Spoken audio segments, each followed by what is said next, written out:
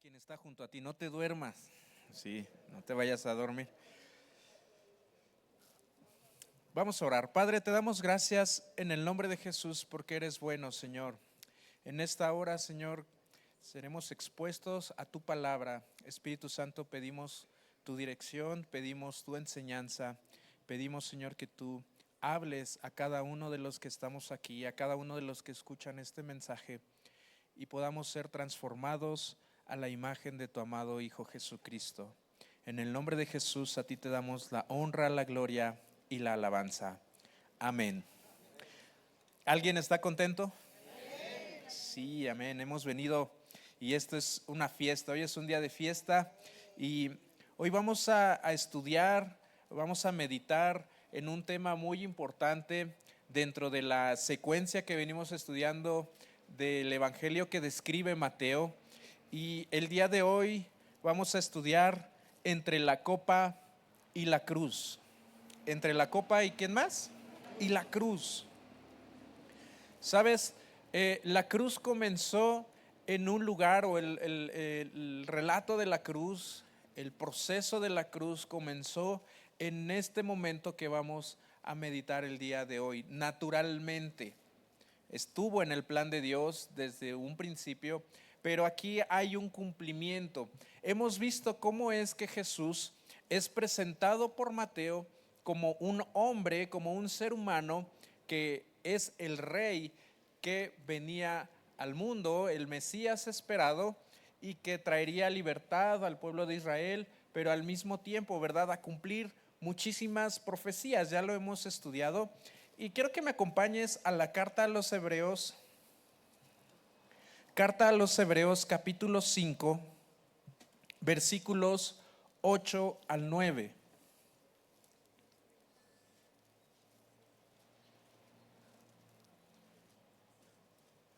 Este es un versículo muy interesante que vamos a poder aplicar más adelante en la meditación del día de hoy. Y dice de la siguiente manera: aunque era hijo de Dios, Jesús aprendió obediencia por las cosas que sufrió. Jesús aprendió obediencia. ¿Por qué? Por las cosas que sufrió. De ese modo, Dios lo hizo apto para ser el sumo sacerdote perfecto. ¿Puedes decir conmigo perfecto? Y Jesús llegó a ser la fuente de salvación eterna para todos los que lo obedecen. Amén. Dice este versículo que Jesús aprendió, Jesús aprendió obediencia no porque Jesús fuera desobediente o tuviera una tendencia a no obedecer, sino que por medio de las situaciones que vivió, por las cosas que sufrió, él aprendió a rendir su voluntad al Padre. Eso es lo que vamos a meditar el día de hoy en Mateo capítulo 26, versículo 36. Acompáñame allí, por favor, y vamos a leer este relato completo. Posteriormente vamos a irlo viendo por partes.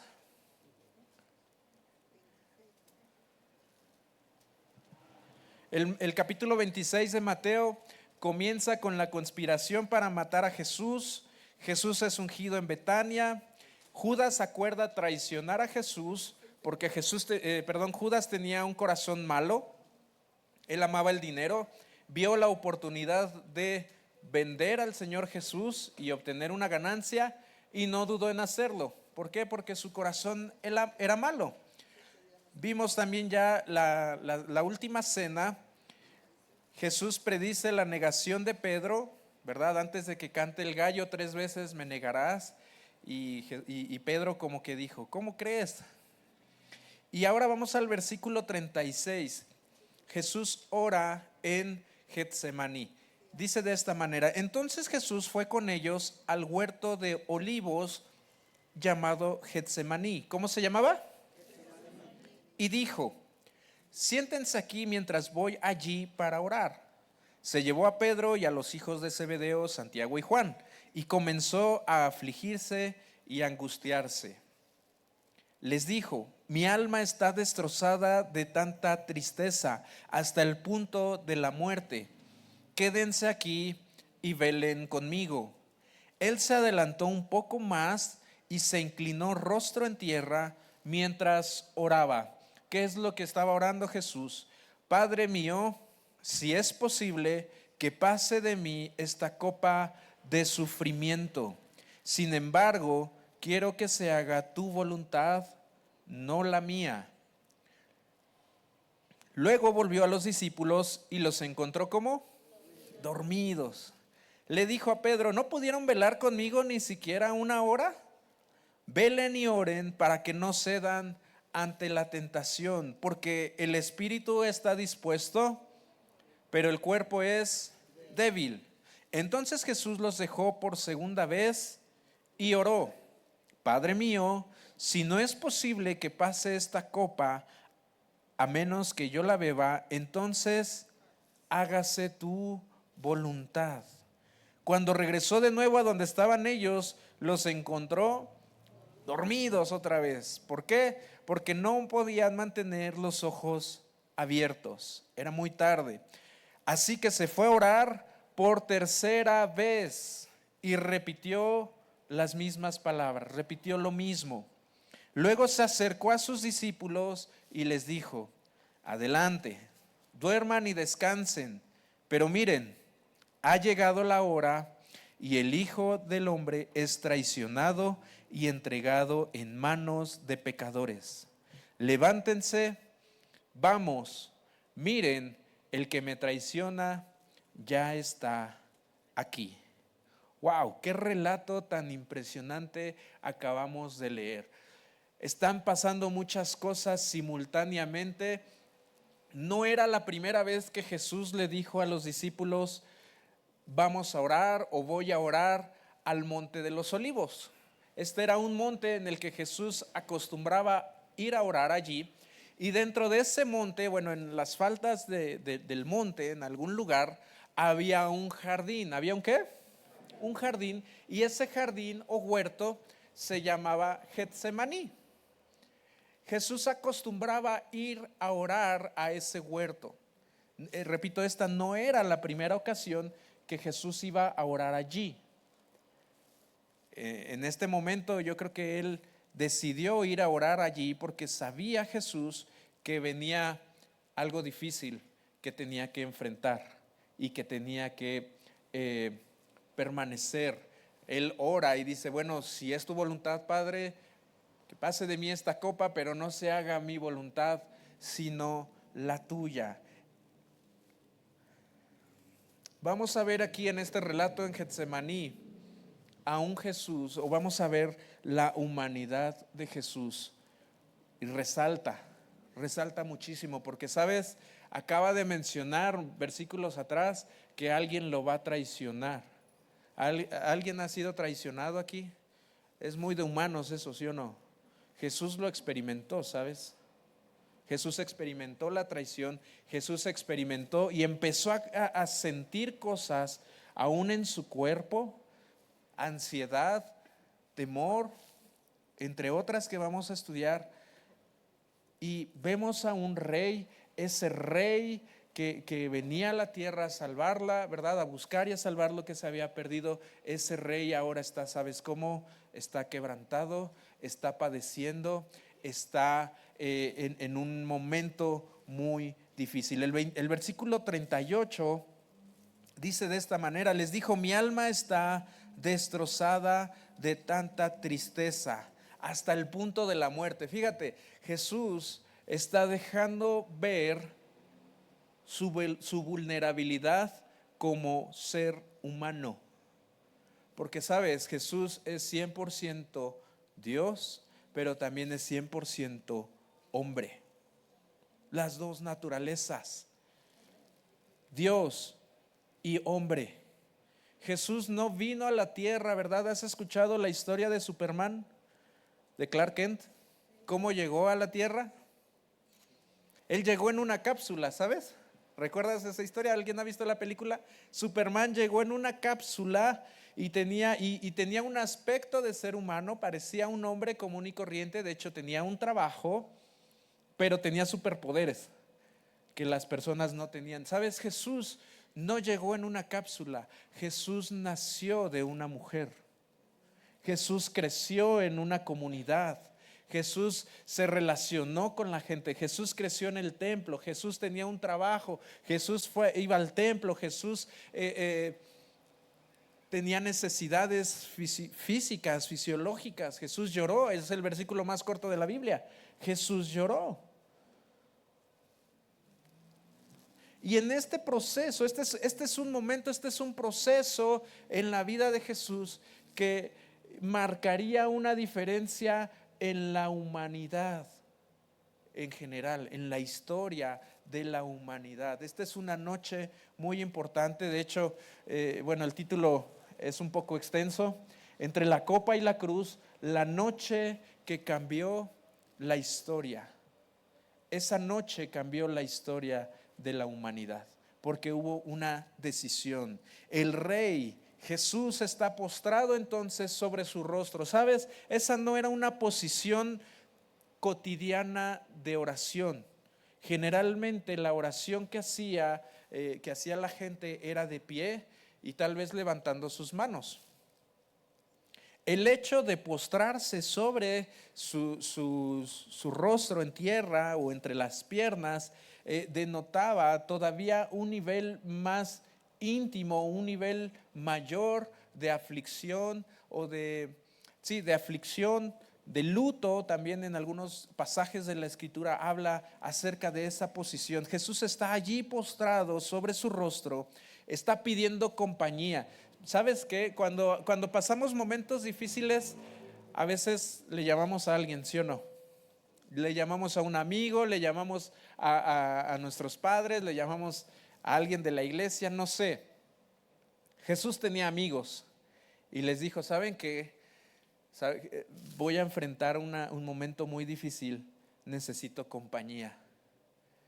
Y bueno, de paso, ¿verdad? Nos queda ahí una enseñanza. Rodéate de buenos amigos que estén contigo, que puedan orar contigo en los momentos difíciles en tu vida.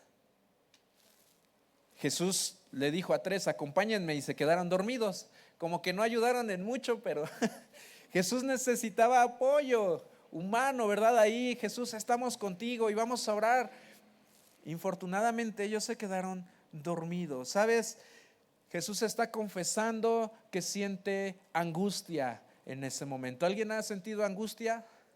¿Es humano sentir angustia? Por supuesto que sí. Jesús experimentó, leímos al principio en Hebreos, Él experimentó, Él aprendió obediencia por el sufrimiento que padeció. Jesús es Dios y antes de encarnarse, ¿a quién tendría que obedecer? Al Padre. Pero Él tuvo que aprender obediencia aquí en la tierra. Se sujetó a sus padres, se sujetó a la ley, en responsabilidades, etcétera. Jesús no negó su dolor. ¿Sabes que muchas veces tenemos la tendencia tú y yo a negar nuestro dolor? ¿Cómo estás, hermano? ¿Bien? Todo tranquilo, gracias a Dios. Y sabes que estás experimentando algo que te está angustiando. Estás experimentando, Jesús dijo, hasta la muerte. Me siento triste hasta la muerte. En otro pasaje dice que su oración fue tan ferviente, fue tan fuerte, esa angustia, ese nivel de presión que él sentía, depresión, que sentía que aún su sudor eran literalmente gotas de sangre. ¡Wow!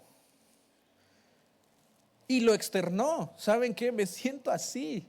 Apóyenme, vamos a orar, vamos a buscar al Padre. Y el Rey del universo permitió que lo vieran vulnerable, para que nos demos una idea de cuán grande es el amor del Padre al enviar a Jesús. Pero hoy vamos a ver cómo Jesús tomó una decisión muy importante que te afecta para bien a ti y a mí hasta el día de hoy. Jesús no negó su dolor, no dijo todo está bien. cuando no lo estaba. El versículo 39 dice, él se adelantó un poco más y se inclinó rostro en tierra mientras oraba. Padre mío, si es posible que pase de mí esta copa de sufrimiento. Sin embargo, quiero que se haga tu voluntad, no la mía. No espiritualizó su angustia, no romantizó su angustia. Jesús no dijo, mírame Padre, estoy aquí sufriendo. ¿Cuántas veces tú y yo oramos de esa manera? Jesús estaba experimentando un momento difícil y Él no dijo, líbrame. Dijo, si es posible, pasa de mí esta copa, pero que no se haga mi voluntad, sino la tuya. La angustia que Jesús sintió, se la llevó al Padre, habló con el Padre. Lo que Jesús solía hacer. Jesús, una de las características en la vida de Jesús es que era un hombre de oración. ¿Era un hombre de qué? De oración. Continuamente vemos pasajes donde dice que Jesús subió a orar, que Jesús se apartó a orar, que Jesús los dejó y Él se fue a orar, que dejó a la multitud y se fue a buscar a Dios. O sea, continuamente Jesús nos enseña que el modelo de una vida en relación con Dios tiene que ver con la oración. Jesús estaba angustiado hasta la muerte, en tristeza, en aflicción en su alma. ¿Y sabes qué hizo? Se puso a orar. Se la llevó al Padre. Señor, aquí está mi angustia. Me siento así. ¿Cuántas veces tú y yo, cuando experimentamos angustia, el último a quien vamos es a Dios? Ya lo contamos, ¿verdad? Al hermano de la iglesia, ya venimos con el pastor, ya fuimos con la vecina, ya fuimos y ya todo. Jesús, algo que podemos aprender en este pasaje, creo que esta meditación, este pasaje es muy extenso, pudiéramos hablar muchísimo sobre este aspecto, pero Jesús llevó esa angustia a su Padre. David, por ejemplo, ¿recuerdas al rey David? Bueno, David también fue rey y también experimentó un momento difícil. Salmos 42, versículos 5 y 6. Hubo un momento en el que David, siendo rey, también lloró. ¿Por qué estoy desanimado? ¿Por qué está tan triste mi corazón? Pondré mi esperanza en Dios. De hecho, este salmo comparte juntamente con palabras que Jesús mismo expresa o que se cumplen en Jesús. Ciertamente está hablando David mucho tiempo atrás, pero este salmo también se cumple en la vida de Jesús. Es un salmo, dice, ¿por qué estoy desanimado? ¿Por qué está tan triste mi corazón? Pondré mi esperanza en Dios. ¿En quién pone su esperanza? En Dios. Nuevamente lo alabaré, mi Salvador y mi Dios. Ahora estoy profundamente desalentado, pero me acordaré de ti, aún desde el lejano monte Hermón, donde nace el Jordán, desde la tierra del monte Mizar. Sabes, somos humanos y sentimos.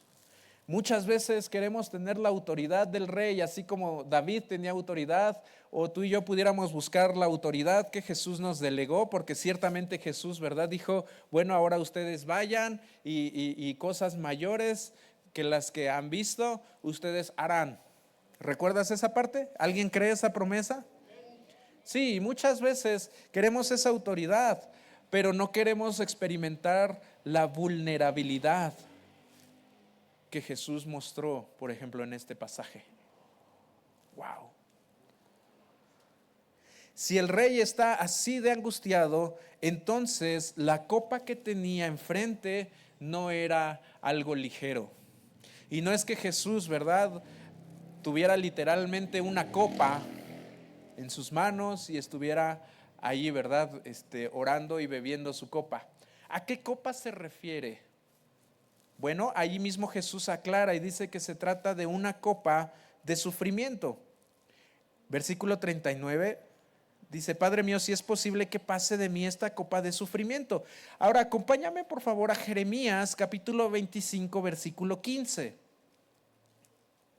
Jeremías 25, 15. Dice de la siguiente manera: esto me dijo el Señor, Dios de Israel, toma de mi mano la copa de mi enojo. ¿De su qué? Enojo. Dios tenía una copa, Dios tiene una copa, y esa copa es de su enojo, que está llena hasta el borde. Es una copa que está llena porque Dios está enojado, ¿verdad? Dice ahí, y haz que todas las naciones a las que te envíe beban de ella. La copa representa la ira justa de Dios contra el pecado. ¿La ira de Dios contra qué? Contra el pecado. A Dios no le agrada el pecado. Y se dice el versículo que está enojado y esa copa está al borde. O sea, está muy enojado. La ira de Dios está allí contra el pecado. Segunda carta a los Corintios capítulo 5, versículo 21. ¿Qué pasó con esa copa? Segunda a los Corintios capítulo 5, versículo 21 dice, pues Dios hizo que Cristo, quien nunca pecó. ¿Alguien puede decirme en qué momento Jesús pecó? Jamás. Porque era Dios, no pecó. También fue hombre y no pecó. Las características humanas que Jesús tenía en la tierra son las mismas características humanas que tenía Adán en el huerto de Edén, en el jardín del Edén. Exactamente las mismas características. La diferencia fue que Adán accedió, que Adán decidió comer del fruto que se le dijo no comas. Jesús no. Bueno, esa es una de las diferencias. Pues Dios, dice 2 Corintios 5:21, pues Dios hizo que Cristo, quien nunca pecó, fuera la ofrenda por nuestro pecado. ¿Sabes? Jesús, quien nunca pecó, bebió esa copa de la ira de Dios, cargando tu pecado y cargando mi pecado, cargando el pecado de toda la humanidad. ¿Te imaginas el peso del pecado de toda la humanidad sobre un solo hombre? Jesús no le tenía miedo a morir a los clavos, no le tenía miedo a los golpes. Sabes, mucha gente que siguió a Jesús en la primera iglesia, por ejemplo, murieron de igual manera o todavía, no sé, destazados o degollados, no sé. El punto es que la aflicción de Jesús no era por su muerte física, sino por el hecho de que todo el peso del pecado estaba sobre él. Y la ira de Dios, o sea, ¿te imaginas Jesús siendo el Hijo de Dios, el Hijo amado de Dios? Un día el cielo se abrió y se oyó una voz que resonó en toda la tierra y dijo: este es mi Hijo amado en quien tengo complacencia. ¿Recuerdas ese pasaje? Con cuánto amor el Padre amaba a Jesús, como nos ama a ti y a mí, pero con cuánto amor amaba a Jesús, que abrió el cielo, y Jesús en otro momento, ¿verdad? Vio cómo desciende el Espíritu sobre él en una paloma, en forma de paloma. Pero ese Hijo amado ahora bebe la copa de la ira de Dios para hacerse pecado. Y ahora ese Hijo amado tiene que ser separado de Dios. ¡Wow! Muchas cosas estaban pasando en ese momento. ¿Sabes qué significa pecado? ¿O qué significa muerte? Significa separación. La paga del pecado es muerte. Muerte significa separación. Si Jesús cargó el peso del pecado sobre su vida, implícitamente está siendo separado de Dios. El Hijo que siempre estuvo en presencia de Dios, el Hijo que siempre hizo la voluntad de Dios, el Hijo que siempre fue obediente, el Hijo que siempre estuvo allí, ¿verdad? Que fue, repito, esa voz que dijo que el Padre estaba complacido con él. Ahora ese Hijo va a ser, o comienza a ser desde este momento en Getsemaní, comienza a ser rechazado por el Padre. ¿Cómo crees que se sentía Jesús? ¿Alguna vez alguien te ha rechazado? Ahora multiplícalo exponencialmente por cada persona de la humanidad. Así se sentía Jesús. Pues Dios hizo que Cristo, quien nunca pecó, fuera la ofrenda por nuestro pecado. Pues podemos cambiar esa palabra, nuestro pecado, por fuera la ofrenda por mi pecado. Vamos a personalizar esta palabra, vamos a personalizar la escritura. Fuera la ofrenda por mi pecado, para que yo pudiera estar en una relación correcta con Dios por medio de Cristo. Antes de Cristo no había un acceso abierto hacia Dios. La humanidad no podíamos acercarnos a Dios. Nadie podía orar, nadie podía pedirle perdón a Dios y ser perdonado. No existía la gracia. Por eso es que Dios hizo que Cristo, completamente santo, completamente justo, cargara el pecado de mi maldad, que Cristo cargara mi vergüenza, que Cristo cargara la ofensa que yo hice a Dios, para que ahora yo hoy, año 2026, pueda sentarme, pueda arrodillarme o pueda levantar mis manos y decirle: Padre, gracias porque puedo experimentar tu amor. ¿Alguien le da gracias a Dios por esto? Jesús no temía a los clavos, sino convertirse en aquello que siempre había rechazado: el pecado. Cristo literalmente se hizo pecado. Jesús siempre había hecho la voluntad del Padre. Salmo 40, versículos 7 al 8. Salmos 40 dice: entonces dije, aquí estoy, como está escrito acerca de mí en las Escrituras, me complace hacer tu voluntad, Dios mío. Por eso esa voz se abrió el cielo y dijo: este es mi Hijo amado. El Padre comenzó a tratar desde ese momento a Jesús como pecado. Jesús nunca había sentido culpa, Jesús nunca había sentido separación, la muerte. Jesús estaba cargando el peso de la humanidad sobre sus hombros, el peso de la maldad. Juan capítulo 18, versículo 11. Juan 18, 11 dice: pero Jesús le dijo a Pedro, cuando viene este soldado, ¿verdad? Y le dice: mete tu espada en la vaina. ¿Acaso no voy a beber de la copa de sufrimiento que me ha dado el Padre? ¡Wow! Jesús de antemano ya sabía que iba a beber esa copa de sufrimiento. ¿Acaso no voy a beber de la copa de sufrimiento que me ha dado el Padre? Pero sobre el final del pasaje, Jesús dice: ha llegado la hora, ha llegado el momento. ¿Es difícil? Humanamente sí. ¿Es difícil o fue difícil ese momento? Espiritualmente para Jesús también lo fue. Fue abandonado por Dios, fue abandonado por su Padre. De hecho, más adelante, cuando llegamos al momento de la crucifixión, ¿recuerdas las palabras de Jesús en la cruz? Dios mío, ¿por qué me has desamparado, abandonado? Literalmente, el Padre lo abandonó porque se hizo pecado. Esa separación era tuya y mía. No podíamos acercarnos a Dios. Pero ahora sí, Él abrió un camino. En ese momento en el que murió, el velo que separaba el lugar santo del lugar santísimo en el templo se rasgó de arriba a abajo y ahora habría un acceso directo a la presencia de Dios.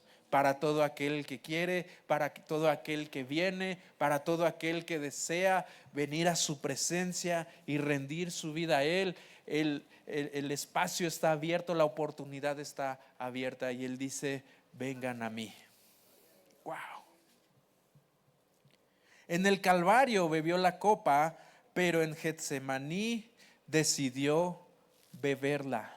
¿En qué momento decidió beberla? En el Getsemaní, allí en ese jardín, en ese huerto. Y aquí entramos entonces a lo que es el Getsemaní. ¿Qué significa la palabra Getsemaní? Ya recordamos un momento, o mencioné hace un momento, el monte se llama Olivos, el monte de los Olivos, y hay un jardín dentro de las faldas del monte que se llama Getsemaní. Getsemaní significa prensa de aceite o un lugar donde se tritura, en este caso las aceitunas para tener aceite. Qué curioso, ¿no? Pareciera curioso, pero realmente tiene un propósito, porque Jesús fue a ese jardín. Su vida literalmente estaba siendo triturada. Sabes, en los momentos de presión, cuando hay presión, se revela lo que hay dentro de nosotros. El versículo 39 dice, sin embargo, quiero que se haga tu voluntad, no la mía. ¿Sabes qué estaba diciendo Jesús allí? Estoy muriendo a mi yo.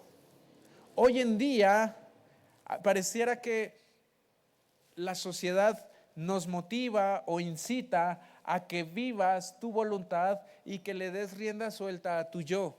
Lo que tú quieres, lo que tú anhelas, lo que tú deseas, lo que tú piensas.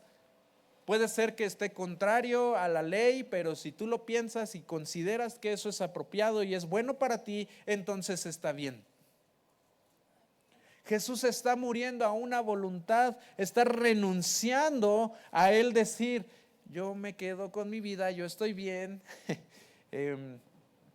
pues mejor mañana, ¿verdad? Me levanto temprano o me quedo dormido en la cama y le prendo a Netflix y veo una serie. Jesús está rindiendo su voluntad y está muriendo a su yo, a su humanidad, a su voluntad. Antes de que muriera Jesús en su cuerpo, murió su voluntad.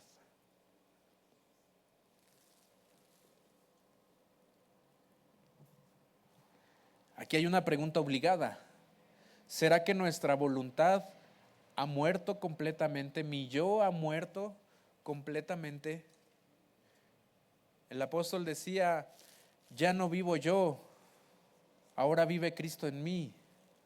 Ya no vivo yo, es precisamente morir a mi yo, morir a mi agenda, morir a mis finanzas, morir a mis propósitos, morir a lo que yo quiero, morir inclusive a mis gustos o a mis placeres, a mis afectos. Mas vive Cristo en mí. Quiere decir esa parte que ahora mi voluntad está rendida a los pies de Cristo. Ahora mi voluntad es alinearme al corazón de Dios. Ahora mi economía no es mía. Ahora mi economía le pertenece a Él. ¿Y sabes qué? Hay un principio fundamental, esto es una regla. Todo lo que Dios toca lo multiplica. Entonces, qué bueno que rindo mi economía a Él, porque Él la va a multiplicar. Ahora mi salud no es mía. Ahora mi fuerza no es mía, sino que ahora están a la voluntad de Dios. Mi carrera, bueno, quien ha estudiado una carrera o tiene una profesión, ya no vivas para tu carrera o no vivas para tu profesión. Ríndela a los pies de Cristo y Él la va a multiplicar. No está diciendo que no la vas a disfrutar. Claro que sí. Pero permite que Él la toque y la va a bendecir y la va a multiplicar. Wow. Versículo 40, ¿Cuántas veces oró Jesús en este pasaje? 3 veces. 3 veces Jesús rindió su voluntad al Padre. 3 veces Jesús le dijo la misma oración al Padre. Si es posible, pasa de mí esta copa, pero que no se haga lo que yo quiero. ¿Qué ejemplo? Platicaba con alguien y me decía, es que Jesús nos dio ejemplo de todo. Aun cuando lava los pies de los discípulos, está poniendo un ejemplo. Y ahora les dice, ahora ustedes hagan lo mismo. ¿Sí o no? Jesús lo que predicaba o lo que enseñaba no solo eran palabras, eran las acciones. Jesús habló sobre los maestros de la ley de aquel tiempo y les decía, sí hagan lo que ellos dicen, pero no hagan lo que ellos hacen. Jesús les enseñaba y no solo les enseñaba con palabras, sino con acciones. Si Jesús en su momento de angustia oró 3 veces al Padre, pero no para que se hiciera lo que Él quería, sino que fuera la voluntad del Padre, eso es un ejemplo para ti y para mí de qué tenemos que hacer entonces. ¿Habrá alguien aquí que está exento de pasar momentos de angustia, momentos difíciles, momentos de aflicción? No, todos los pasamos, somos humanos, somos personas, sentimos. A lo mejor estás enfrentando una pérdida, a lo mejor estás enfrentando una crisis económica, una crisis emocional, una crisis matrimonial, a lo mejor estás padeciendo en tu cuerpo, en tu salud. ¿Sabes qué hizo Jesús? No se fue a esconder a un lugar. Él fue, se postró 3 veces y rindió su angustia a los pies de su Padre, sabiendo que iba a enfrentar esa copa. Mateo 26, el versículo 44 dice, así que se fue a orar por 3ª vez y repitió lo mismo. ¿Sabes qué pasó? El Padre quitó la copa, cambió la circunstancia, cambió el plan de Dios, que Jesús orara. No. Muchas veces tú y yo vamos a orar en medio de esas situaciones difíciles, en medio de la aflicción, pero ¿qué crees? La situación no va a cambiar, el plan no va a cambiar, el propósito no va a cambiar. ¡Wow! Jesús oró 3 veces y de todas maneras el Padre dijo, aquí está la copa. ¿Cuántas veces tú y yo queremos negociar con Dios para no enfrentar una copa que tenemos que beber?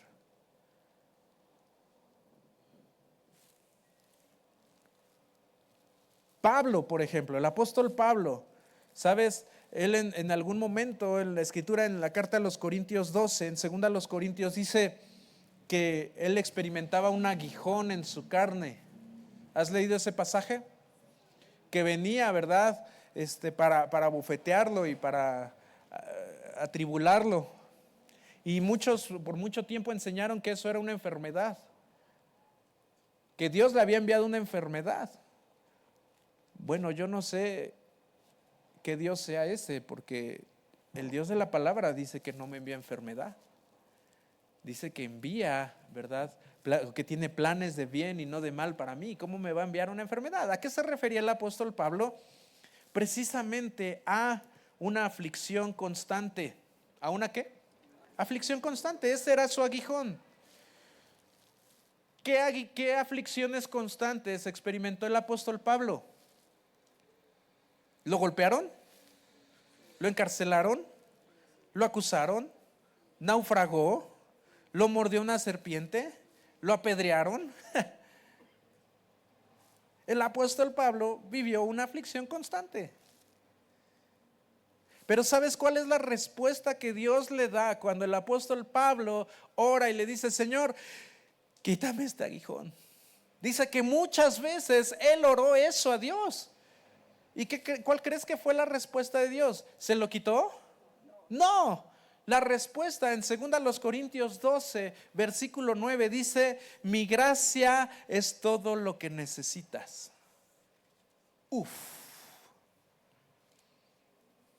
¿Mi gracia es qué? Todo lo que necesitas. Dios no siempre va a quitar la situación.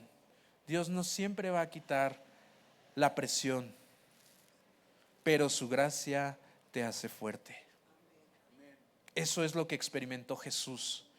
Muchos quieren que Dios cambie las circunstancias. Señor, cambia esto que estoy viviendo. ¿Alguien ha orado eso? Señor, mira, cambia esta situación. Mira lo que está pasando. Y pareciéramos reporteros. Señor, mira lo que está pasando. Señor, mira, estoy sufriendo. Señor, mira, él está sufriendo. Señor, ¿qué está pasando? Cambia esta situación. Pero la respuesta de Dios es que no siempre va a cambiar esa circunstancia, pero su gracia te va a hacer fuerte. La actitud de Cristo, siendo Dios, siendo en forma de Dios, no escatimó el ser igual a Dios como algo a que aferrarse. ¿Sabes? Cristo en su humildad, ahí puedes leer la carta a los Filipenses capítulo 2, puedes estudiarla en casa. Dice que Él renunció a ello y humildemente aceptó, ¿verdad?, hacerse un ser humano. Hebreos capítulo 5 versículos 7 al 9, ya lo leímos, solo quiero resaltar donde dice: Jesús aprendió obediencia por las cosas que sufrió. Eso de ese modo Dios lo hizo apto para ser el sumo sacerdote perfecto. Jesús aprendió obediencia no porque fuera desobediente, sino para experimentar plenamente la condición humana. ¿Experimentar plenamente qué? La condición humana, y ser un mediador perfecto que comprende nuestras luchas, que comprende tus luchas. ¿Sabes? Algo asombroso de nuestro Dios es que Él te comprende. Él sabe que somos polvo y nos comprende. Él sabe lo que estás padeciendo. Él sabe tu lucha. Él sabe tus problemas. Él sabe tus situaciones. Él te entiende. ¿Qué estás experimentando hoy? ¿Hay alguna situación que estás experimentando hoy? Déjame decirte, Jesús te entiende plenamente. Sigue diciendo Hebreos, pero vamos al capítulo antes, capítulo 4, dice 4:15 de Hebreos, dice: nuestro sumo sacerdote comprende nuestras debilidades. ¿Comprende qué? Comprende mi debilidad, porque enfrentó todas y cada una de las pruebas que enfrentamos nosotros. Wow. ¿Alguien enfrenta pruebas? Cristo te entiende. Sin embargo, Él nunca pecó. Ahora mira, mientras esto ocurría, mientras Jesús estaba rindiendo su voluntad al Padre, estaba pasando algo. Versículo 40, ¿no pudieron velar conmigo ni siquiera una hora? El 41, el espíritu está dispuesto, pero la carne es débil.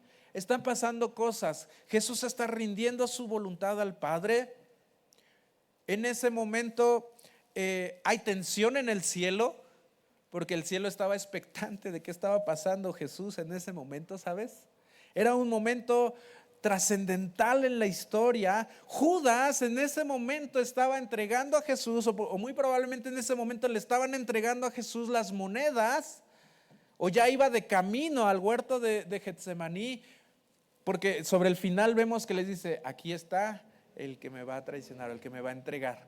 Y Judas aparece con toda la corte que iba ahí. ¿Y sabes dónde estaban los discípulos? Durmiendo. Era un momento clímax en la historia de la humanidad y estaban dormidos, como muchas veces tú y yo estamos dormidos. Es momento de orar, es momento de clamar, están pasando cosas espiritualmente y pareciera que estábamos como estos hombres que estuvieron dormidos, ni una hora, no estaban acostumbrados a orar. ¿Cuántos de nosotros estamos acostumbrados a orar? Es parte, bueno, no acostumbrados, es parte de nuestro día a día, de nuestra vida, la oración. Repito, Jesús es nuestro modelo. Dormimos en el momento más crítico de la historia. Ahí está un hombre que se durmió en un momento crítico de la historia. ¿Recuerdas la vida de Sansón? El amigo estaba dormido cuando le cortaron la cabellera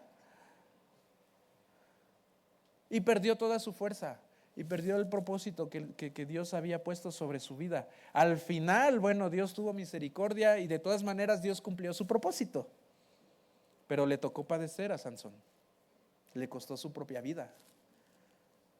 Hoy, creyentes, hijos de Dios, amamos la iglesia, pero no amamos el lugar secreto. Nos gusta venir y nos gusta escuchar la palabra. ¿Sabes? Lo que Dios nos enseña aquí, o la palabra que Dios nos da aquí, también nos la da en nuestro lugar secreto. Y no digo que no vengas, al contrario, necesitamos, es un mandato y es bueno que estemos aquí. Es una palabra en lo general para todos. Pero ¿sabes qué? En la vida de Jesús, después de que oró, algo cambió. Repito, no las circunstancias. ¿Sabes quién cambió?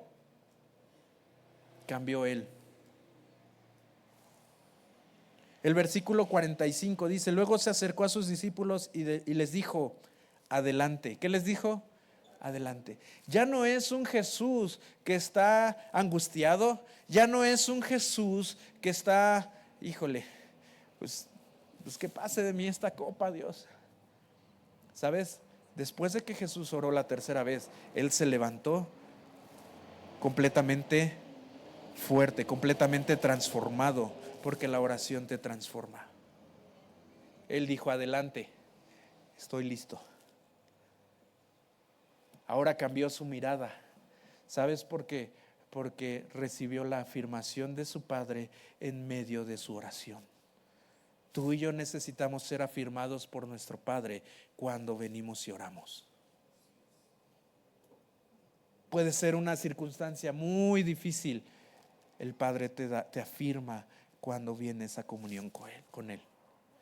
Eso lo experimentó Jesús. Ya no está angustiado, ya no está pidiendo que pase la copa, ahora está firme. La oración no cambió el plan, cambió la postura.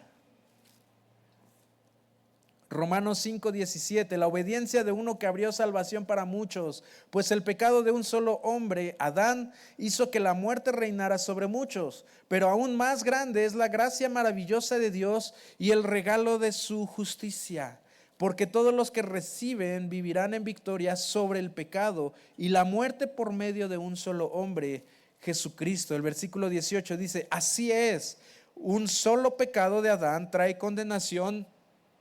¿Para quiénes? Para todos. Pero un solo acto de justicia de Cristo trae una relación correcta con Dios y vida nueva para todos.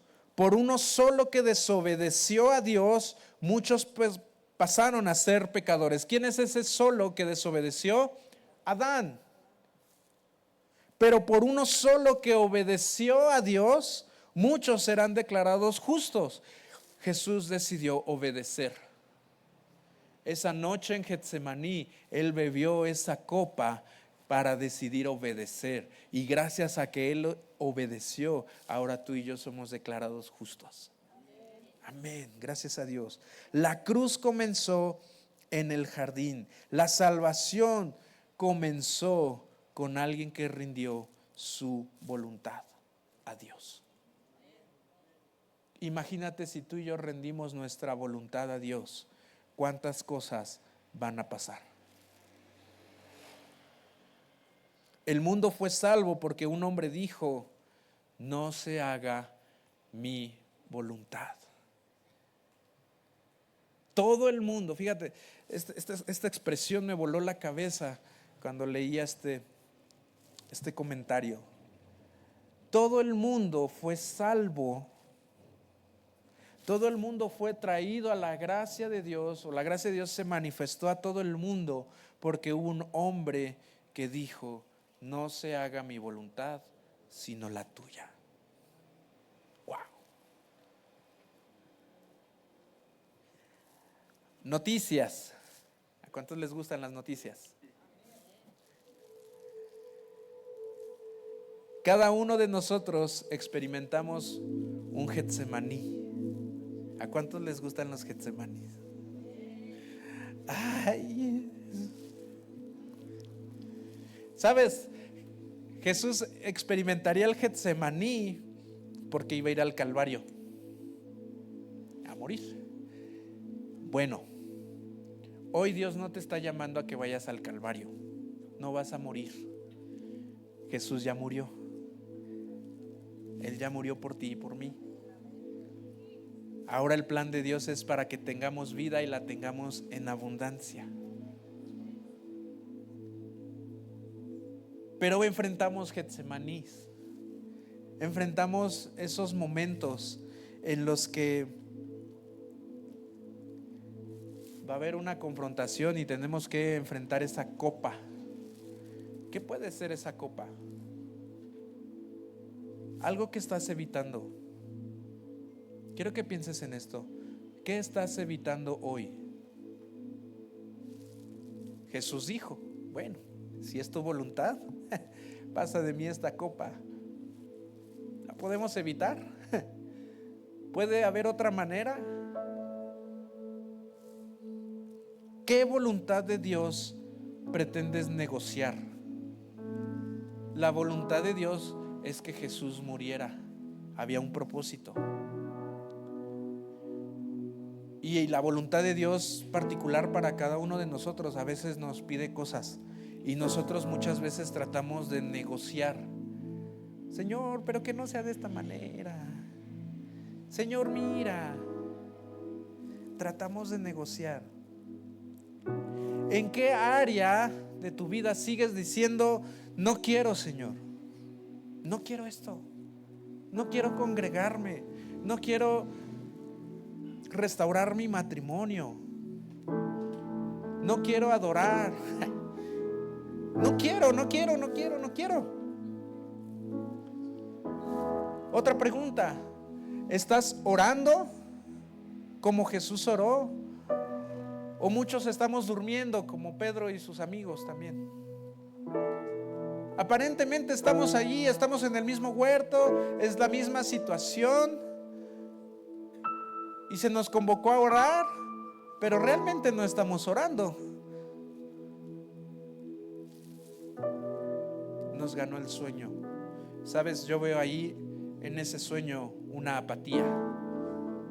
No estaban entendiendo de qué se trataba ese momento los discípulos. Y muchas veces nosotros no estamos entendiendo de qué se trata la voluntad de Dios. Nos dormimos. Muchos quieren que Jesús sea el Salvador. Los judíos, ¿verdad?, esperaban al Mesías, pero pocos aceptaron que Él fuera su Señor. El Señor manda, el Señor pide, el Señor exige, porque tiene la autoridad de hacerlo, Él es el Señor. A veces va a pedirte cosas. Tal vez hoy tu copa, esa copa de sufrimiento, tiene que ver con perdonar a alguien. El domingo la enseñanza fue dirigida sobre el final a perdonar a alguien. Tal vez es algo que quieres aplazar, tal vez es algo que quieres evitar, tal vez es algo que quieres negociar con Dios, arreglar una situación con alguien y perdonar. Es que no quiero verlo, es que no quiero verla, es que no quiero hablarle, es que me hizo tanto daño que no quiero acercarme. Tal vez esa es tu copa. A lo mejor tu copa es una relación incorrecta y el Señor te está diciendo, déjalo. Renunciar a algo que alimenta tu carne. A lo mejor obedecer un llamado de Dios para tu vida. A lo mejor es morir al orgullo. A lo mejor es restaurar tu altar de oración. Sabes, muchas veces no es que no sepamos la voluntad de Dios. Muchas veces conocemos qué es la voluntad de Dios para mi vida. El problema es que muchas veces no nos decidimos a beberla. Jesús sabía cuál era la voluntad de Dios, pero aún así se sometió y dijo, pues bebo la copa de la ira. Tal vez tú y yo, tú sabes cuál es la voluntad de Dios. Bébela. Porque sabes que la voluntad de Dios es buena, es agradable y es perfecta siempre. ¿Qué te parece si nos ponemos de pie? Un momento.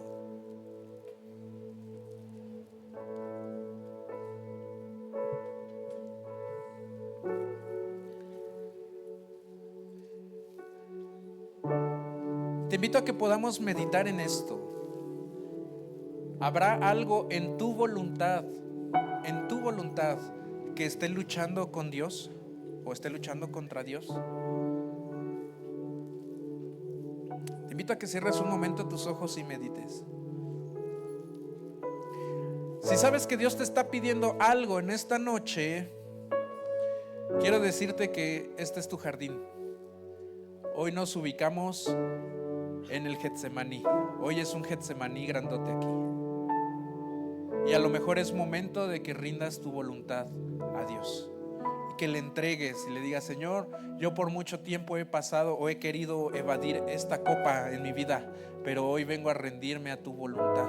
Señor, hoy quería a lo mejor retrasar o rodear un proceso que tú querías hacer en mi vida, pero hoy te digo: sí, Señor, aquí está mi voluntad, aquí está mi vida. Hoy me rindo a ti, hoy rindo mi voluntad.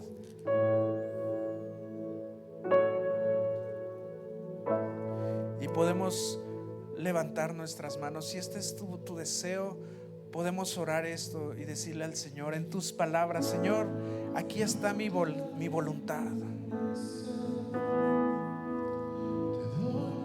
Aquí está mi miedo. ¿Hay algún miedo, hay algún temor que ha invadido tu vida en este tiempo?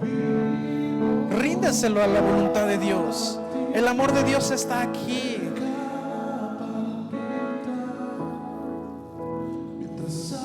Señor, aquí está mi resistencia. No pongo resistencia a tu amor, no pongo resistencia a tu llamado, no pongo resistencia a tu voluntad sobre mi vida en esta noche. Te entrego mi orgullo.